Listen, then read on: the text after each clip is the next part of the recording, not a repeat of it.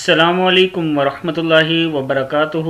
Learn Quran word by word اور عابد راجہ channel کی طرف سے آج میں آپ کو غصہ آنے کے وقت کی دعا بتاؤں گا تاکہ آپ کا غصہ کم ہو جائے۔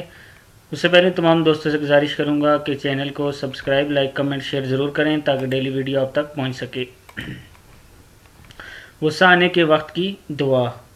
تو غصہ ویسے ہی ایک شیطانی عمل ہے، اس سے ہمیشہ انسان کو نقصان ہوتا ہے، اس لیے اس کی دعا میں بھی شیطان کا ذکر ہے۔ دیکھیں ذرا، اعوذ باللہ من الشیطان الرجیم، یہ آپ نے پڑھنا ہے، اعوذ باللہ من الشیطان الرجیم۔ میں شیطان مردود سے اللہ عز و جل کی پناہ چاہتا ہوں۔ جب بھی غصہ آئے تو آپ نے یہ اعوذ باللہ ضرور پڑھنا ہے تاکہ آپ کسی نقصان سے بچ سکیں۔ غصہ اچھی چیز نہیں ہے، اکثر غصے میں ہم اپنے چھوٹوں پر رحم نہیں کرتے۔